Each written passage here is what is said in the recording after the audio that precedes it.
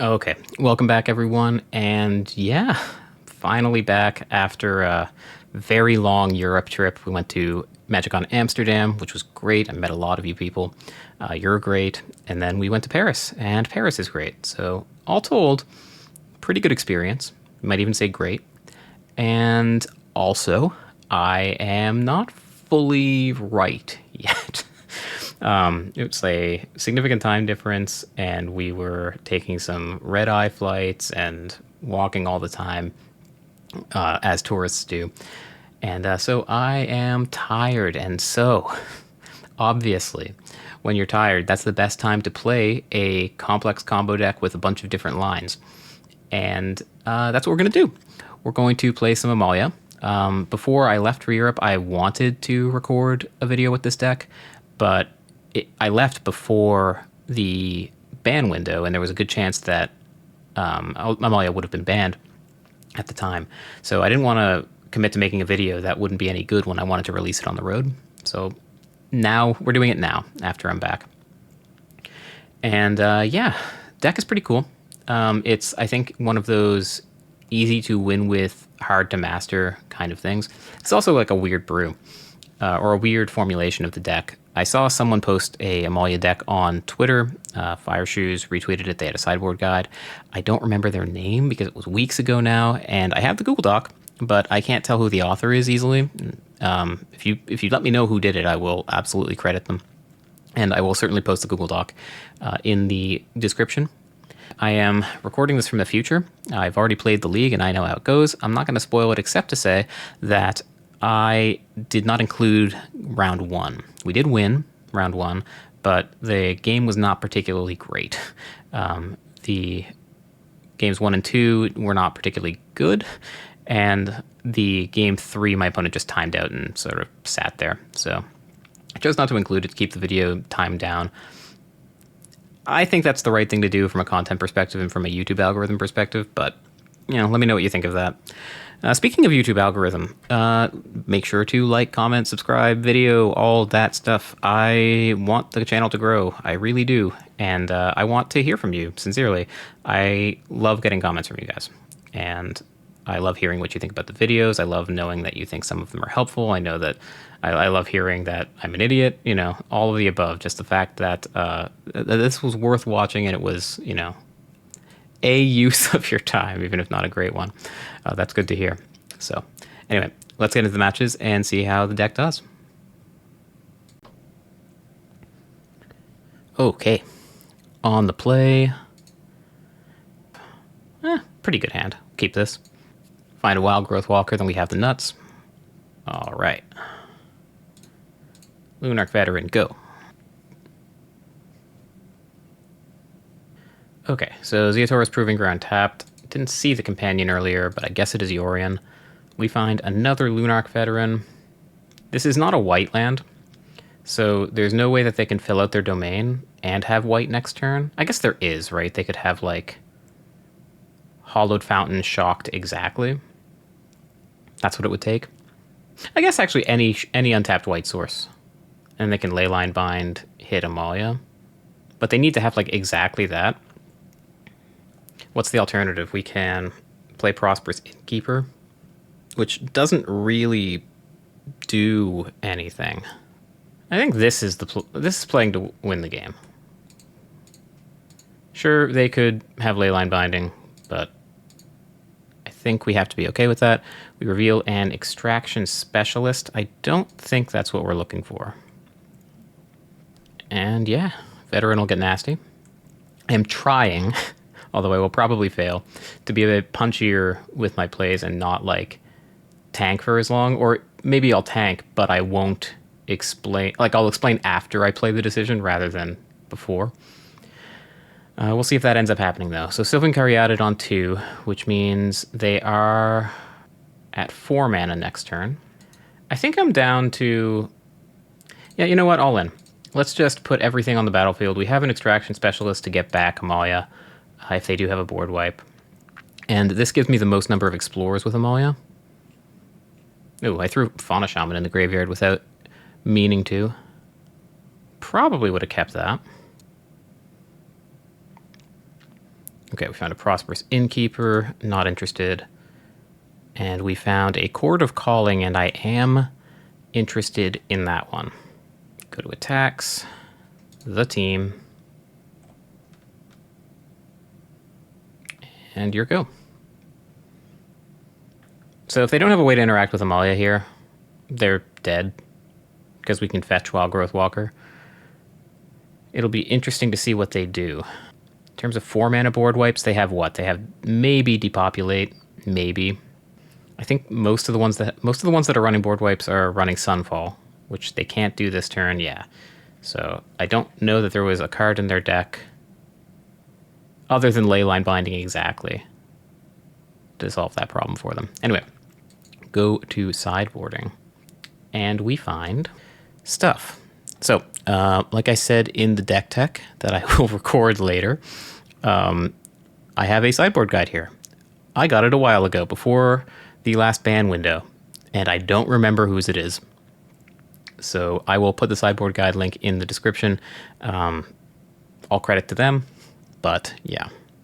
Okay, so against Niv, they say take out 2 Specialist, a Skyclave, and 2 Selfless Savior. Interesting that it's 2 Selfless Savior. Why not all 3? We get Sin Collector, Jarina. Oops, no, not Jarina.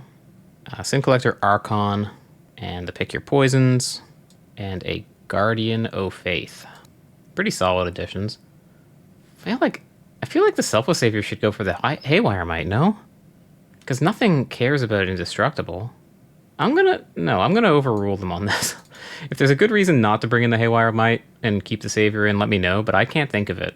This just seems like a straight upgrade. I guess it taps for white for Convoke. We don't do that.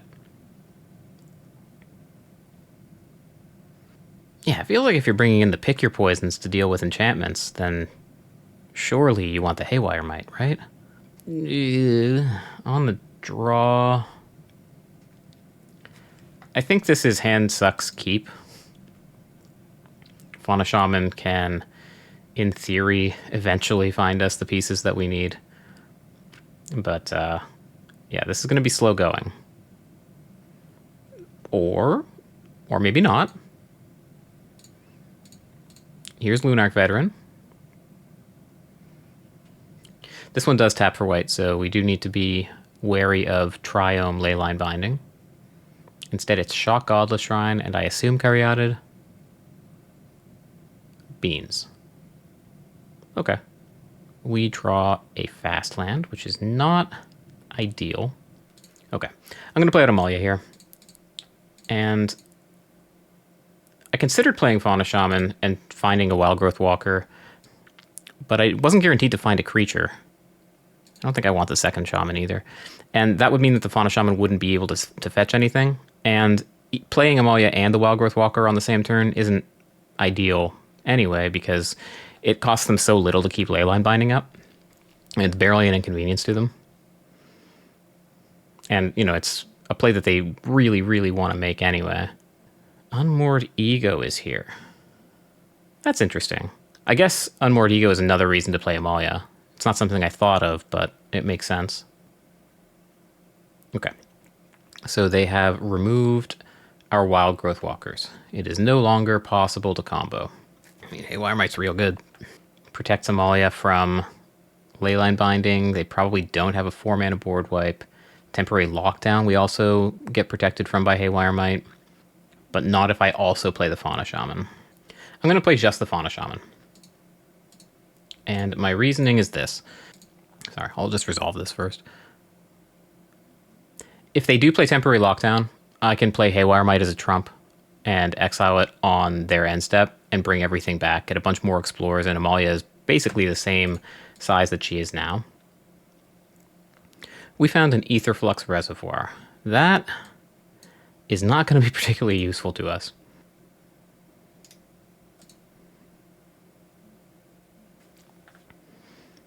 Like, if we play the Haywire Might and not the Fauna Shaman there, then it informs their play a lot. Like, they have the information that we have the Might, and also the Fauna Shaman is, like, another turn away from being useful.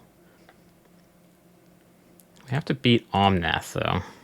So We can pitch the Haywire Might and find Skyclave Apparition.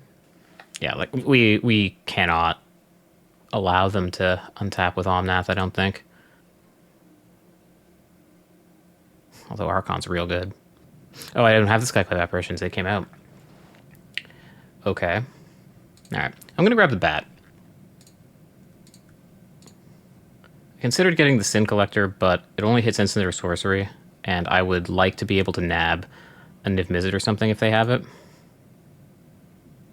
Yeah, and they do. They also have Leyline Binding. So if I allow them to keep that... If I allow them to keep that, then they just Leyline Binding the Bat and get whatever I took, so it's got to be that. When we find Cord, that is certainly better than a random card. We'll keep that on top. I guess we're swinging.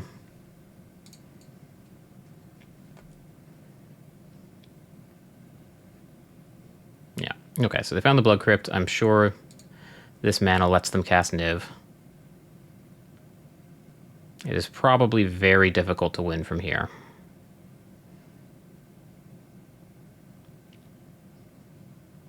But not impossible. If I Archon, like if I Cord and fetch Archon in response to a Bring to Light, that seems really good for me. If I do it main phase, well, they have Lightning Helix, so I want them to tap out for Bring to Light, and then blow them out with Archon in response, so they can't Lightning Helix and go from there. It does mean that I can't swing with Amalia this turn, but I believe that's where we're at. We could also get the Sin Collector or whatever. I don't have another way to deal with this Niv, right? And they know I have Cord. That's the other thing. I think that means I'm supposed to do it. And what am I fetching? I guess I should know that. Ooh, I should fetch Wild Growth Walker. All right. Let's grab the Prosperous Innkeeper. Find some lands, that's great. So Amalia doesn't even grow. And now we're just stuck. Yeah, I don't think we can win from here. I'm just gonna scoop it up. Conserve my clock. The Crawl Harpooner is really interesting, right? I guess they're not killing my stuff, so it doesn't always hit for much. 3 creatures in my graveyard, and it kills Niv. Yeah, I think I'm just gonna run this back. I don't know quite what's right here. It's really hard to throw this away. You know they're never keeping a hand that doesn't interact with this Amalia, though. Right on cue, they mulligan to 6. Thicket. Veteran.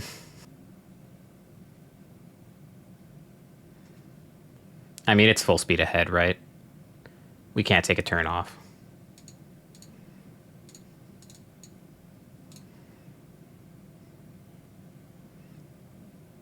Found a Wild Growth Walker. No, we're going to keep that one on top, please.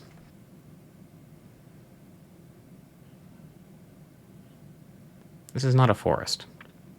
So they don't have Leyline Binding up. Yeah, cool. All right, so that... I don't feel like I played that game too particularly well. Without the main game plan of finding the combo, I was kind of pretty far behind, or at least out of my element. All right, on to the next one. Okay, on the draw, hand is a little mopey. This is the kind of hand I'm not sure if you're supposed to mulligan or not. I think, especially on the draw, this is a little too good not to keep. And it's getting better. Like, between the extra draw step and knowing that we're going to get to company, probably, I think keeping is probably the right call. And if they kill the veteran, we still have the specialist to bring it back. Caustic Bronco is on board. Okay, so this is just Rakdos aggro. I think, yeah, we're just going to play the Wild Growth Walker out. They'll kill it, and then we'll Extraction Specialist it back, and hopefully Coco into Amalia.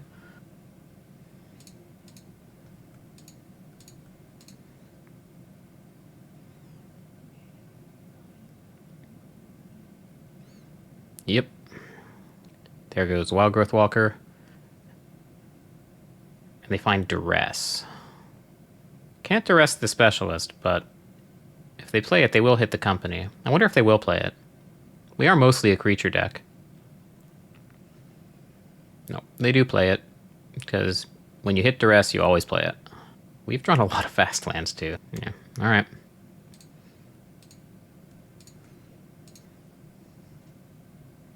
I'm certainly not blocking with this, so might as well attack.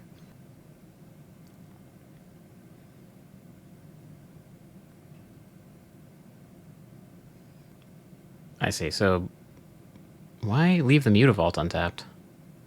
I guess it doesn't really matter.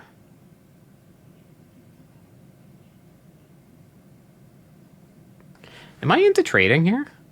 Bronco's real good. I think I am. Okay, this is ridiculous. Yeah, I mean, what else can you do? If I block the Mutavault next turn with Wildgrowth Walker, then they can... Well, I guess they can't, right? They would have to swing with Blood Tithe Harvester in combat, and then they wouldn't be able to. So I think it's just the Veteran. Try to preserve my life total, because I think we must win the long game, right? Like, eventually we will find company. Or in this case, even Cord. They didn't crack the blood. That's interesting.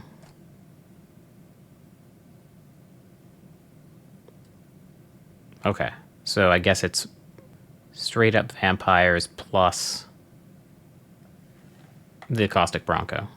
Sure.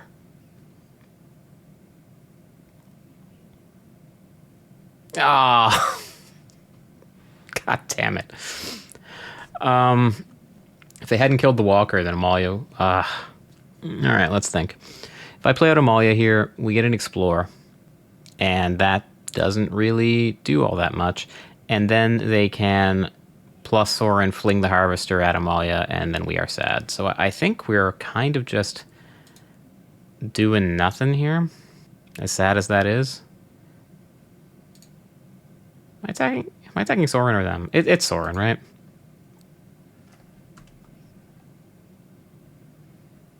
This must give them some pause too, right? Like passing with 4 open mana. So rather than just F6 through the turn, I think I'll represent company. Might change their line.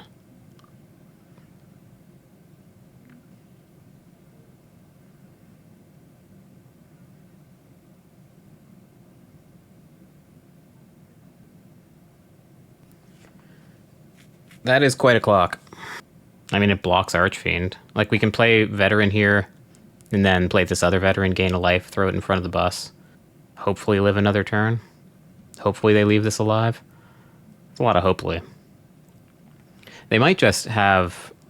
Yeah, I don't think there's better than that. Oops. I should have played this one first. I hope that life doesn't come back to bite me.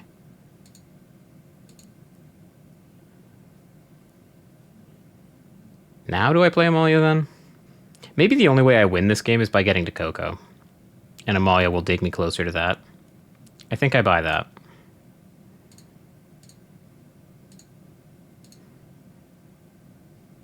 What do we find? Found Bat. That's not going to be good enough. That's wild. I think we've drawn particularly badly this game, but we still had the combo. Like, we did top deck the right piece. They just managed to kill our Amalia they managed to kill our Wildgrowth Walker 1 turn too early. Okay, so this is 13 damage, if allowed. Yeah, we have to block.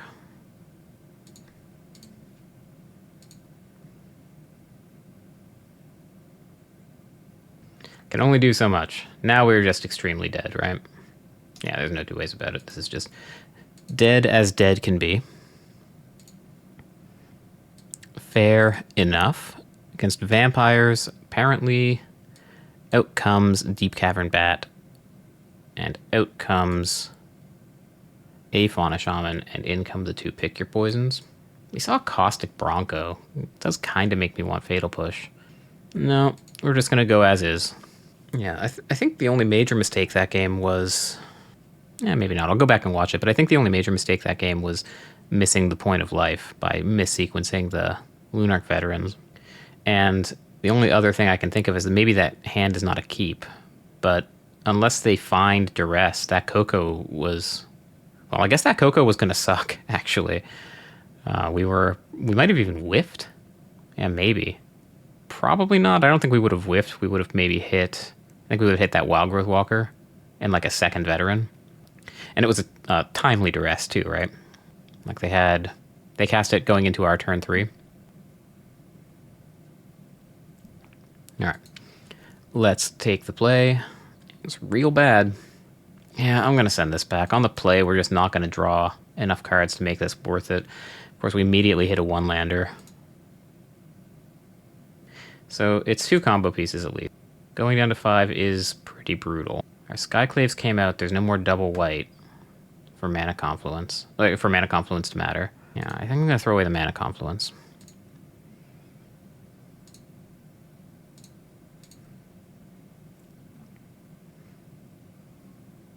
Opponent kept 7. I think we're in serious, serious trouble. Grafdigger's Cage. Okay. So that turns off Cord.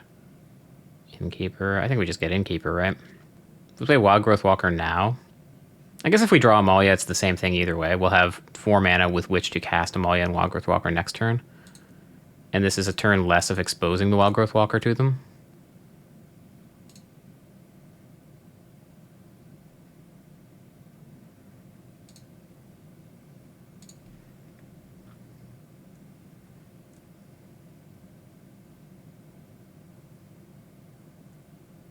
Okay, well, it kept 7, had 2 sideboard pieces against us. We don't have many ways to deal with that. Yikes. Okay, well. It's kind of nice in this way. Like, our plays are just scripted, right? There's not a whole lot to think about. Obviously, like, turning off the life gain for us basically shuts off the deck. And I don't know that we have ways to deal with that post board. So Coco's turned off, Court of Calling's turned off, Amalia's turned off. Jesus Christ. I mean, you know what? I don't think there was a world where we were winning this match. Between how poorly we drew in game 1 and how much hate my opponent managed to find in game 2. Oh my god. You know what? Screw it. Let's just get out of here. Let's move on to the next one. Okay. On the draw, I did realize as soon as I conceded the last match that I still had the Skyclaves in the deck, so I guess in some weird world I had outs, but I don't think we were winning that game ever. As far as this hand goes, it's not good. I think I'm sending this one back.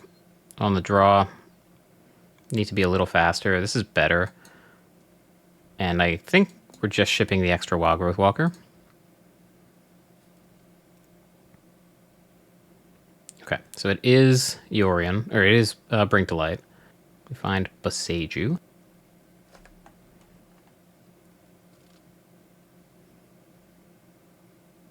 Glacial Fortress, go. This has no type, so Leyline Binding's not on yet. I guess we have to play Amalia here, right? To protect ourselves from the natural on Mordigo. If they have Leyline Binding, it's really hard to play around anyway. Oh. What the hell is this? I guess maybe seeing the Glacial Fortress should have been a tip-off that it wasn't... It's like 4-color control. If they have another No More Lies, I gotta get it out of their hand, so... I think I'm kind of happy if they spend it on this. Because I really want this Coco to resolve. Deduce. Yeah, this is just like a 4-color control deck with Yorion.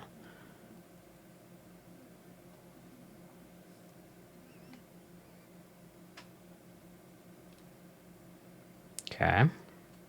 If I shock in, they never tap out in a million years, right? Yeah, I think I'm just going to play Boseiju here to kind of mask the Coco. I can also core X equals 1. There is just no way that this Coco resolves, right? But if I don't jam here, I mean, they have so much mana and productive ways to use it. I think we have to do this. They didn't even buy Yorion. So, like, Dovin's Veto is a good one to get out of their hand. Hopefully that means they don't have many counters left. All right, I'm going to shock in the Temple Garden now. And on their end step, I think I'm going to go chord x equals 2.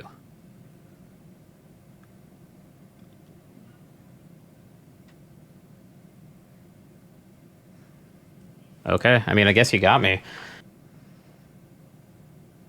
Double Glacial Fortress in your creativity deck? Okay, well, what did they find? They found Narset Days... Narset, Days Undoing, Indomitable Creativity, Atraxa. Yeah. Okay. Just like cards that my opponent loves to play. It could still be Niv, right? We might just not have seen their green. I mean, at this point, it's... At this point, we have to go for it. Like, now that Atraxa's resolved, and they have Narset Days Undoing, we just need to hope that they don't have the counter, but, like, they certainly do. Yeah, okay. Okay. So, I don't think the sideboard guide's going to have anything about amalgamation of all of the Jeskai decks in the format. So, I think we're on our own for this. Sin Collector definitely seems good. I don't know if I'm into Pick Your Poisons and Crawl Harpooner. Pretty sure I want Guardian of Faith. I don't know about Archon. Archon seems to help them more than it helps me, I think. Because they have counterspells and, like, clues and stuff that they can crack. I guess Haywire Might screws with their creativities. I think I'm trimming maybe even all the 3-drops, honestly. They're not killing my stuff, and they don't really have good targets for the Apparition, and they're expensive sorcery speed crap. By that same token, I think I'm just going to get rid of the Selfless Savior and a Fauna Shaman. Is Crawl Harpooner actually any good? Realistically, it's probably not, right? It just hits Atraxa, but by the time that hits the board, it's over.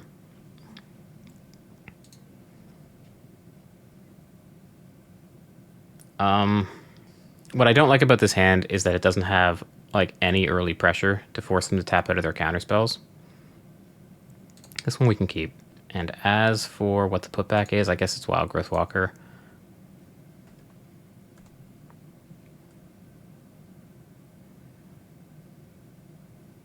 So Chord makes me probably want to play Mana Confluence here instead of Courtyard, just so I can, like, have the maximum number of green sources in play. So I guess it's probably Amalia here, right? Because if they tap out to deal with her, then we get to resolve Sin Collector. And if they don't, it's just, like, a fairly significant amount of pressure. The worst case is they have, like, No More Lies and Helix, and they're able to... Does that force their hand? Actually, that might have been the worst draw in the deck, right? Because if I play... Yeah, if I play Chord looking for a Selfless Savior, I don't know that there's more than one left in the deck. All right, I think we're just attacking first, if they let us. And then I'm just going to jam the Sin Collector.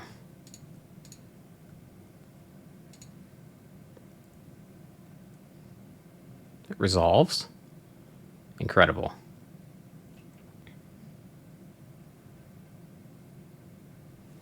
Creativity, Deduce, Deluge, Verdict. And they have Rest in Peace and Fable, by the way. They are a long way off from casting this. I can try to strand them on mana by taking the Deduce. But if they draw untapped land and then slam Fable, that's pretty bad for me. Verdict, I have Savior to protect myself against. I'm gonna take the Deluge. If Deduce gets them out of mana trouble, it's by... I mean, it's a pretty significant tempo hit. Sure. Hopefully they missed land there, and indeed they did. Find Lunark. Oh, hello. So we're in no danger of really anything. I know I want Wild Growth Walker in play to turn on Chord because I don't have a third green source. I guess Selfless Savior helps protect me against the top deck Lightning Helix. But then, do I have enough to play Lunark Veteran and Amalia? I'm going to play Wildgrowth Walker Veteran in the wrong order. Okay. I still think it's the right play, but now I didn't gain a life. It's not like it matters. My life total's not particularly important against them. But I do need to get better at that sequencing. Now we are representing Coco for Amalia and comboing off. So if they tap out, it's very dangerous for them. There goes to Deuce. So next turn we have the line of Savior, force a removal spell. Okay, they don't even have like a Fatal Push or anything. So we are good. What's the punish if I go for it here? Like seriously, what can they do next turn to punish me? Like they can play Fable and maybe have a blocker for my big creature, and this plays around like a top decked kill spell. Or top deck counter spell, I should say. And it threatens to find Aetherflux Reservoir as well.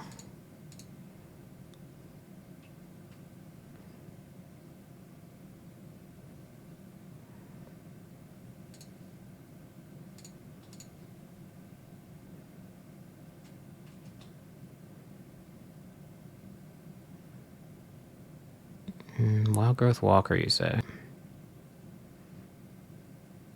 Bat? Nah.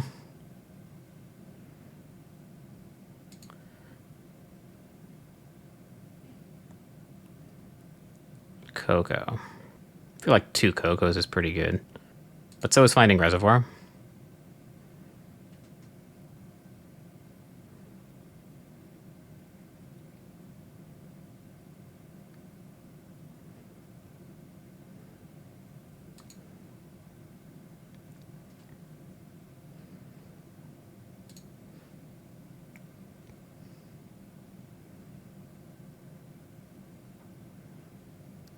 Chord?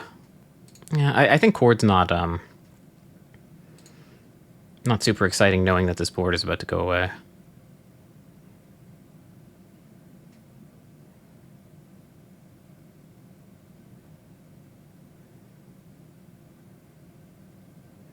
Haywire Might?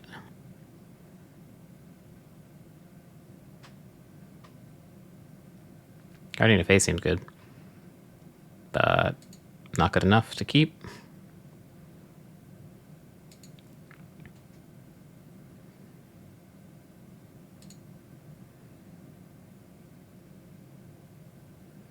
Oh, did we mulligan and bottom the Reservoir in this game? I don't remember anymore. It could be the last card of our deck. I think I want to play an untapped green source so I can Besage you something.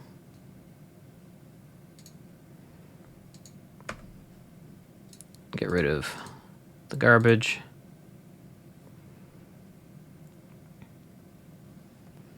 Yeah, okay, cool.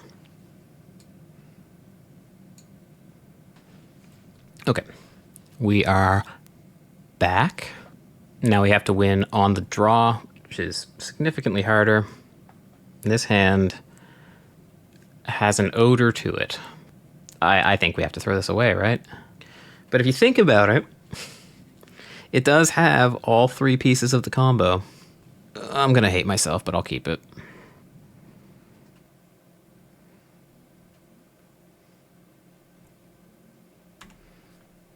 I don't know how I feel about that mulligan decision. That's fine. I don't think Rest in Peace is great against this deck. It's like fine. I think I'm going to play Fauna Shaman out. It, like, is one of the only things that threatens to let me act at instant speed. I don't have enough mana in play for a Court of Calling to be threatening yet. And I have this, like, extra Fauna Shaman that I would love to loot away.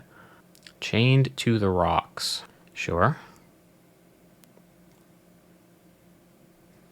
How many non-mountains are in this deck, by the way? Okay, so they have pretty clear No More Lies, right? So given that, maybe I bait them to cast it with this Wildgrowth Walker. I guess they could also have Supreme Verdict. I'm just going to play with the Veteran. This time I played them in the wrong order on purpose. Okay, so Helix we can't beat. But Helix does probably mean we don't have Supreme Verdict. Oh, miss a land drop again. Wow. This The fact that this is a tap land is so frustrating here. Because I would love to be able to hold up Cord and Cord on their end step for Amalia. Let's attack. See what they do. Yeah, I mean, next turn, say I draw a land. Next turn I can play Wildgrowth Walker. I'll have 3 lands untapped, 2 creatures, which is enough to Cord for Amalia. Okay. They were scared of the first one, right? So maybe they'll also be scared of this one. So we know that these 4 cards are spells because they missed their land drop. They found one. Verdict? Verdict. So now we don't have the combo anymore, but we are close. So close. I really want to Cord X equals 2, and there's no way to do it. I can't tap the Goose both for Convoke and to make them. So maybe the solution here is do nothing. Just Cord for X equals 2 on their end step. Or now, honestly. It exposes it to another Supreme Verdict if they have it. But we were pretty sure they didn't have it earlier because they cast a Lightning Helix. What am I talking about? I only have 1 mana. In that case, since I do feel like they don't have Supreme Verdict. It doesn't make a whole lot of sense to me. Then again, neither does their deck, really. Wow, okay. I get to untap.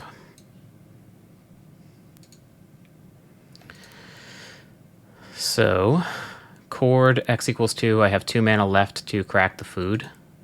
So if they tap out, they're in deep trouble, they just don't know it. And honestly, even if they don't, right? Because I can cast this Cord on their end step, and they need to answer both that and the second Cord that I have in hand. No, I would like to Convoke with this. Maybe I'm supposed to Convoke X equals 3 there to get the Sin. So I just fail to find, right? Or I find something that I don't want. Yeah, let's get rid of the Fauna Shaman. I don't want to draw that. I think I'm going to keep this food around. Kick off the loop. Same spot, really.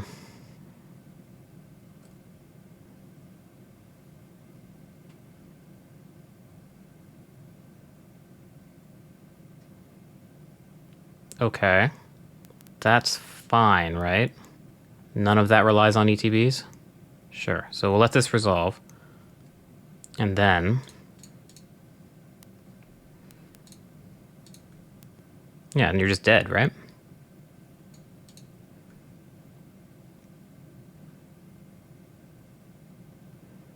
Doesn't matter what I do.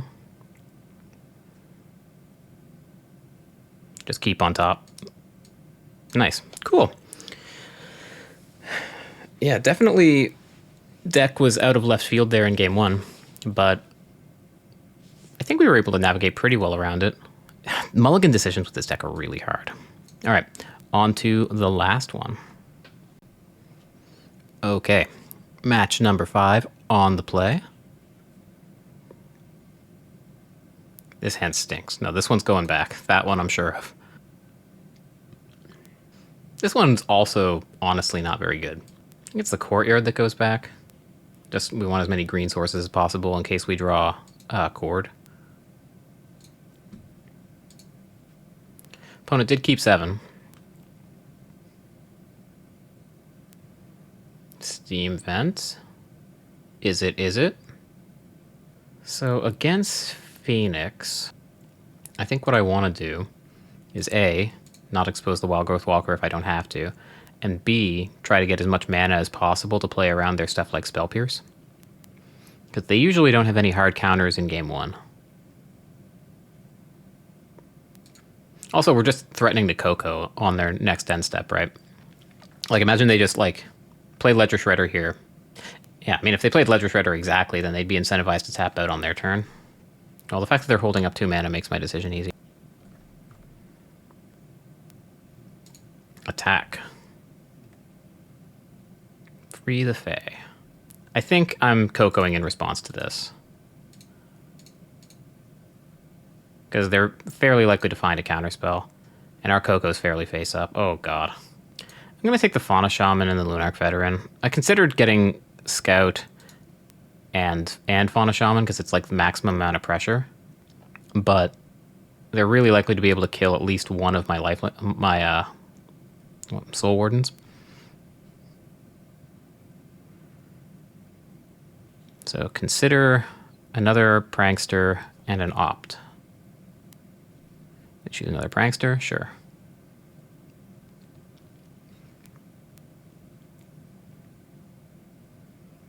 Okay, it is indeed Ledger Shredder. Okay, Impulse, Pitching Phoenix. We find a Razor Verge Thicket. Okay, I think the play clearly has to be company either on our turn or theirs.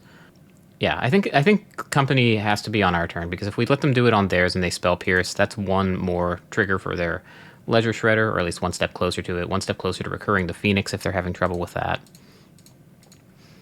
And I just don't want this getting countered. And maybe we hit... Oh my god. Well, that's not how I drew it up. Gaining a bunch of life is valid.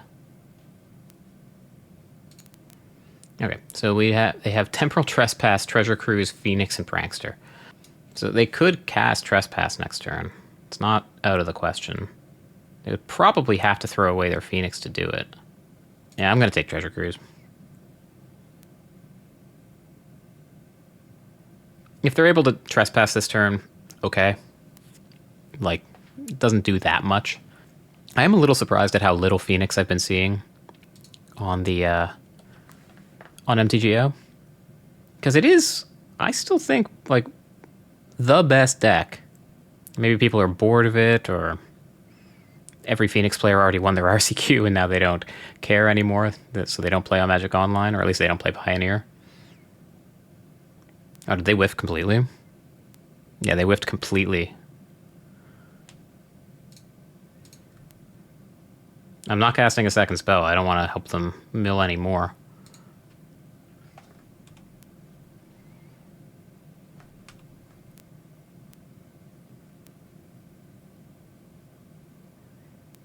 Okay, well, 2 extra turns, we might be in some trouble. Although, we are at 27. I still think we're pretty toast. Oh, they're bringing back 3 Phoenixes now? No, you're going to have to kill that Cavern Bat all on your own. They have 1 card in hand. Like, recurring those Phoenixes is not necessarily the easiest thing to do. Okay. They found a kill spell? Yeah, Impulse, Target, Wild Growth Walker. Yeah, sure. This is not a particularly inspiring turn unless they find a 3rd spell, and then we are in some trouble.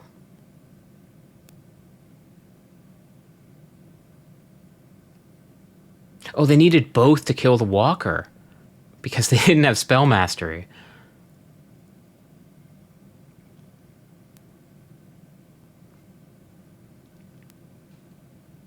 That's funny. I wonder if there's a world where they were supposed to exile one of their own Phoenixes, but that seems crazy.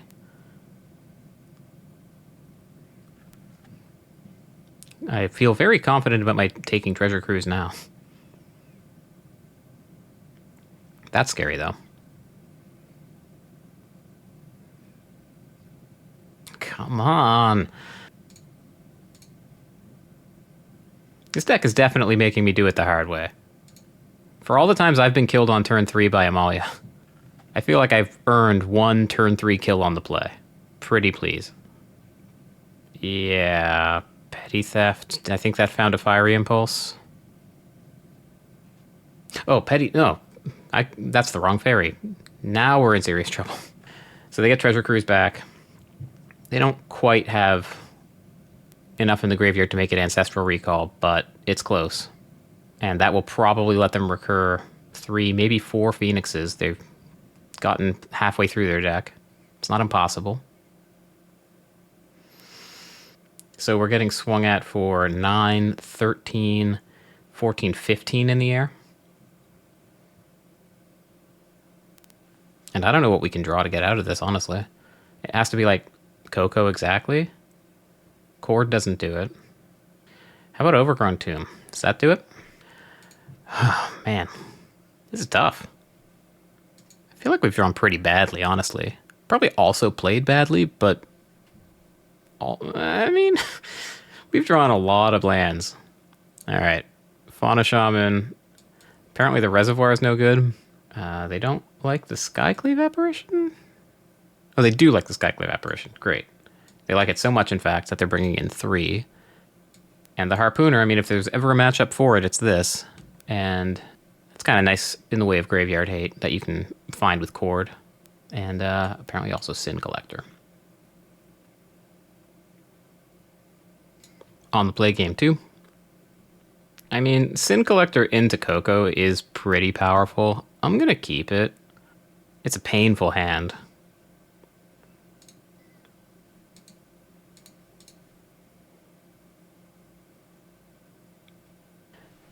So now that I'm at the end of this league, and possibly the last game of it, Amalia players, what are your mulligan heuristics? Because I've been kind of just sort of going on vibes. And I don't know that vibes have been quite right. Definitely going to play the Innkeeper here. The question is, am I also going to play the Savior? Playing the Savior has its benefits. Like, if I have the Savior in play and I cast Coco, then there's not much they can do to disrupt me if I find the combo. But it does mean that I'll Coco a turn later. And in fact, maybe not Coco at all, because I might not find the 4th land. I think that is what makes my decision for me.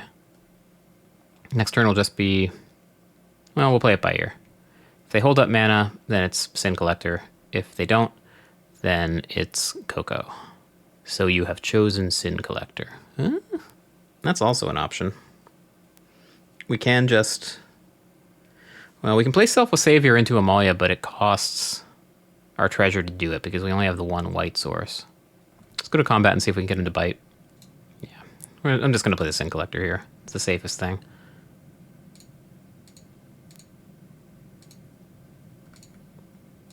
Stainful Stroke doesn't hit this. Negate doesn't hit this. They get another Picklock Prankster. So some wheel spinning. Okay. So they have Stroke. They have Cruise. They have a Prankster, which enables the Cruise. They'll have 3 mana next turn. So we have some options. We can either take Stroke and be fairly confident that our company will resolve next turn. We can take Cruise, and next turn aim to play Amalia and Selfless Savior. Doesn't help against the Brazen Borrower. I guess given the Brazen Borrower, it's going to be very difficult to combo. So with that in mind, the game's going to go long. I think I'm going to take the Treasure Cruise.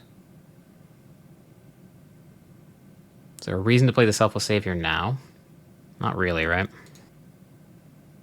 You know, don't look now, but we are, you know, putting some pressure on. Like, if they hold up Disdainful Stroke, it comes at a serious cost because we just get to keep swinging. What did they play? They shocked the Steam Vents. Yeah, let's go straight to combat.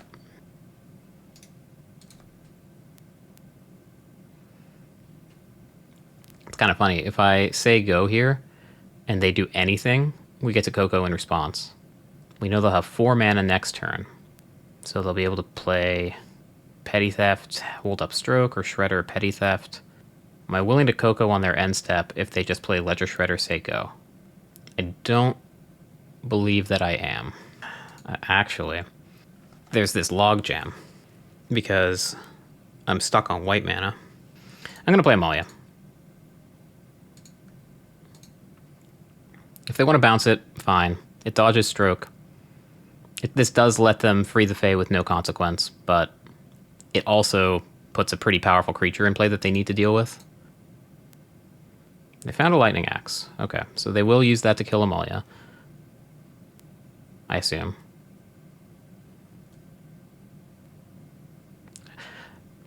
Maybe it was right to play the Savior first. I don't know.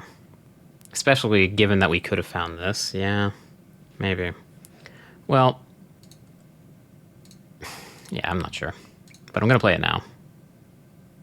I was just so sure that the only interaction that they were going to have for Amalia was the Brazen Borrower, which Savior didn't protect against, but maybe it was wrong to do that.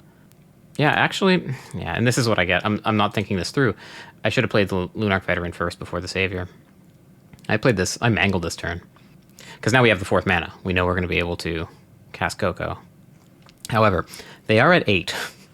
And if they shock in the steam vents and play the Ledger Shredder, holding up Disdainful Stroke, that doesn't feel great for them.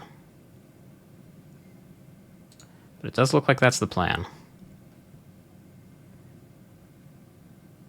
So we swing out, they bounce Selfless Savior, block something, that's not so bad. If they block anything, I'll just trade the Savior with it. Yeah, I think we attack. Or do I? Well, I guess I don't because I don't have any stops in this, but I don't know that I would have done that anyway.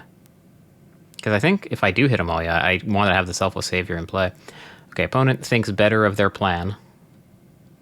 I guess cast Brazen over there. But they've got a lot to think about here. And we are rolled up, so if they don't have 4 mana at the end of this turn... give me a stop, please. Go ahead and connive. Alright, so we're certainly sacking the Savior. The question is, what are we protecting? I guess it's marginally better... Well, no, I think it's better to keep the Innkeeper, right? Because it taps for green for Chord. I was going to say keeping these in the graveyard later is relevant. But I have had too much trouble with color fixing with Chord lately. And now we get to Coco.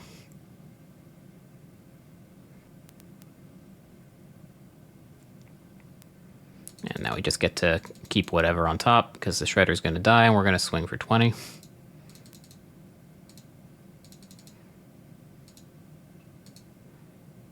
And they're just going to make me bleed my clock, but that's fine.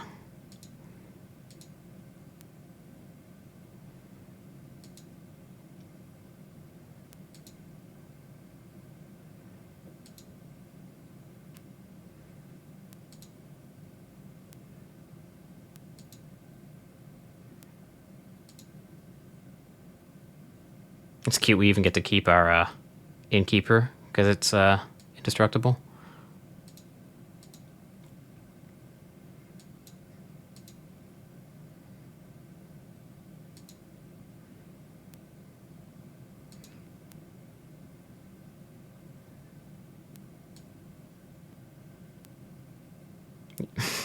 Okay. Yeah, that's what it took. We weren't ready to scoop until that happened. Okay, on to game 3. Don't think I want to change anything. I don't think I saw anything that gave me pause. It is nice to know that even when you play pretty badly, which I think I did that game, the deck can sometimes just bail you out by Coco into 2 of your combo pieces. That's a nice feeling.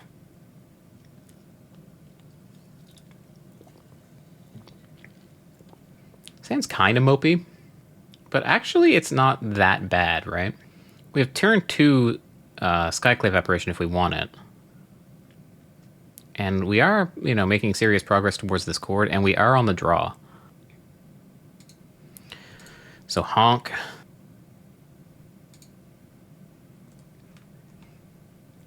And say go. We even have turn 2 Sin Collector now that we've drawn that. Assuming they don't kill the goose. But I bet they want to play Ledger Shredder this turn. Okay, they do kill the goose. That's fine. Every burn spell pointed at a goose is a burn spell that's not pointed at my face. Get that Temple Garden down.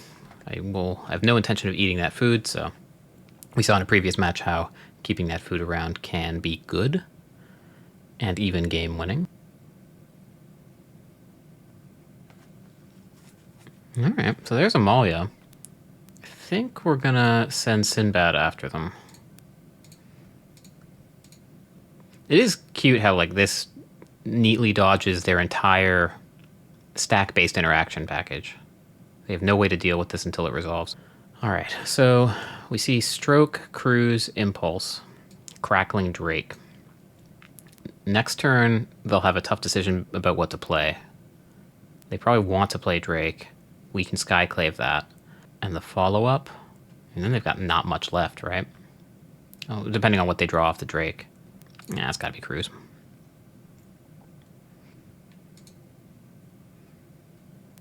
They drew Hall of Storm Giants, so declining to play the Drake, choosing to keep up Disdainful Stroke. They have Fiery Impulse. We do not have enough green to cast Chord of Calling. Alright, as usual, let's see if we can get them to bite. I would love to sneak in Veteran plus Amalia, but I don't want Amalia to just die. So I think I'm just going to play out this Skyclave Apparition. If they want to spend Fiery Impulse on it, then that's fantastic. And otherwise, it gets me on the board and we're hitting him for 4 every turn instead of 2. So doubling the clock, I think, is valuable. Missing the land drop does stink. They're like, am I really going to cast this Fiery Impulse? Really? Go ahead, do it. Phenomenal. You're probably going to wish they hadn't done that. Alright, Hotline Bling. Come on! They even took down the Disdainful Stroke shields. Is there a world where this just kills me next turn? Like, do I have to play Skyclave Apparition on this? Maybe I do. Next turn they're going to have Disdainful Stroke up, so Amalia plus holding Chord is not the most appetizing. I think we just force them to keep killing these things. And there is like a non-zero chance that they just put a ton of power into play next turn and kill me.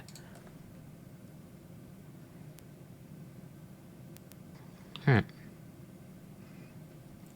I think they kept on top. Yep, they kept on top.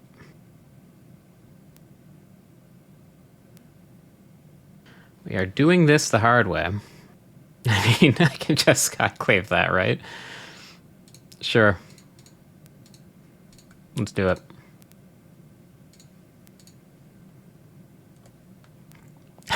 Go to combat. Swing with the team. Take 4.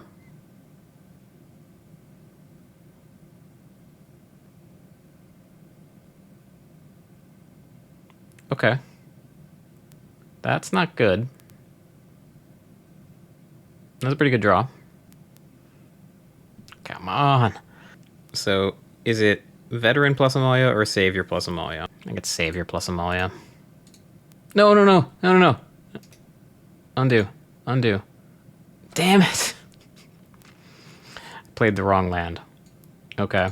Well, that was my only black source. I'm sorry. Like, this has been... It's been a long day. Just got back from Amsterdam and Paris last week. I am still not fully myself. It's not the best deck to play if you are not fully yourself. Shredder. At this point, I don't think we can just hold back behind Chord, right? Like, they're swinging for a lot. Well... Actually, if I Amalia into an untapped... Like, if I Amalia Explore into an untapped green source, then I have Chord available for Wildgrowth Walker. Coco? We like Coco. I'll take that. We should probably actually play this land, though.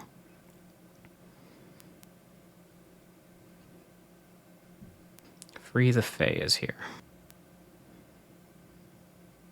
They're gonna... Oh, wow. This is outstanding. Because now we get the Chord on their end step and then Chord again on our turn. Like, they need to have, like... land Spell Pierce here is what they need. I have no idea if they played this island or not. I don't think so, but maybe. If they miss a land drop, then I'll know. Yeah, doesn't look like they've discarded it either.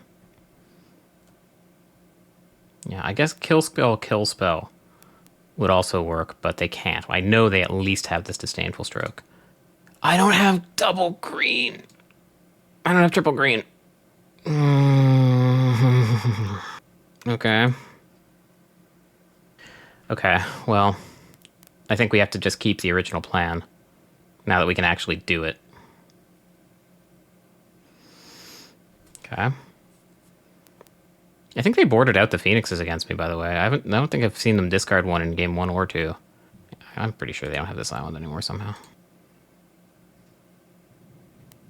Okay. If they tap down to 2 mana, they're dead.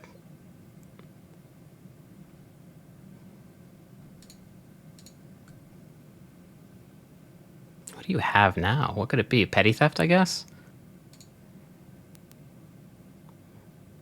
So kill spell, and they have Disdainful Stroke up. That'd be pretty good. but they do actually need to take 6 because they need to target Amalia twice.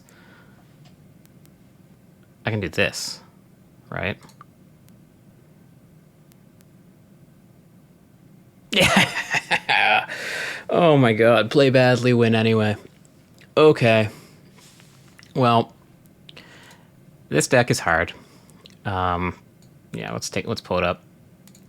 I don't like this list. Having played it, I did find that I missed the fair game plan.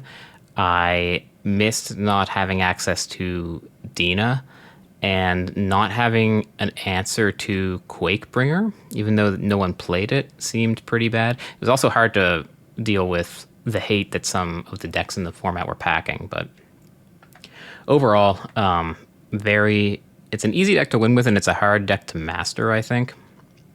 And I don't know that I'm properly able to evaluate it. Anyway, that is it for me. Let me know what you think of Amalia in the comments. Whether she should stick around or not. If you've how you're doing in your RCQ seasons, I love to hear it. And yeah, I'll see you next time.